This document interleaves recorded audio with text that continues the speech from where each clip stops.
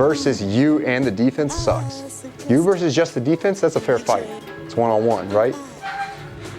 Let's just look at some of our sets here. By sets, I just mean kind of like our A positioning.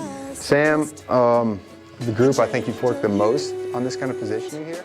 I think I got out of football and I said, oh, I want to go fight the UFC or something. I had no skills. I had zero skills, like no stand-up, no background history in like any sort of combat sport. And I remember I like sent a couple emails to schools like, hey, I want to learn jiu-jitsu. I didn't know what it was, but I knew like a lot of guys that were in the UFC knew how to do it. So I was like, okay, I'll start with this just because, I don't know, I think maybe the gym was closer to me than a boxing gym or something like that. Kind of went straight into the MMA, and I did it for like 2 or 3 months maybe. And there was this little guy that I kept sparring. He was getting ready for, I think, his pro debut. He was like 150 pounds. And he kept just like getting on my back and choking me out. And like it was annoying the hell out of me just because I was like bigger than this guy. I wanted to smash him somehow. And like, I don't know, he was just always on my back choking me out. So at that school I stayed a little bit, took some more classes there just in the jiu-jitsu too with the MMA. And then I ended up moving away for a new job.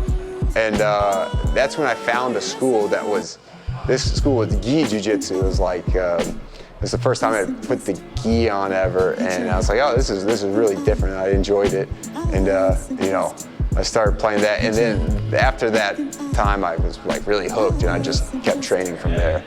And then I ended up coming over to Alliance, and really I walked in the door, like anybody, I was probably a little intimidated.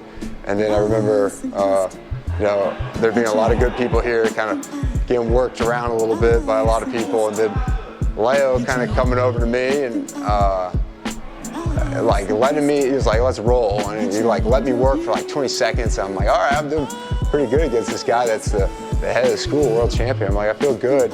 And then, I mean, he just like completely demoralized me so far to the point that I thought like I knew zero jiu-jitsu, and like submitted me so like easily that said, oh, I gotta learn from this place because this is legit. Like I just got my ass whooped harder than I've ever got my ass whooped. Like I better come here.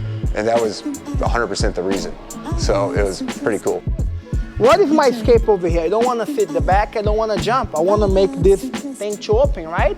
I want to scoop the leg to don't let him change the hook and go to my back. I'm going to throw my hip forward and start opening his lock over here. Now I step one leg over and I pass the guard, knee on the belly.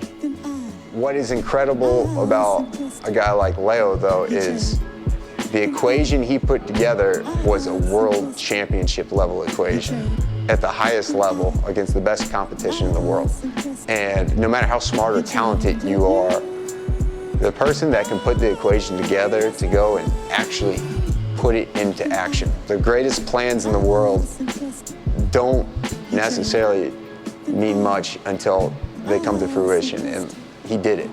And that's the person I want to take guidance from, and that's why I feel so blessed to have the relationship I do with him where he can be my coach and help me because, I mean, again, it's unbelievable people that talk about it and then people that do it. The difference between the two. Again, both incredible people, but like this guy's been to the mountaintop, he's done it, he knows what it takes, and that's why, you know, I really value the relationship we have.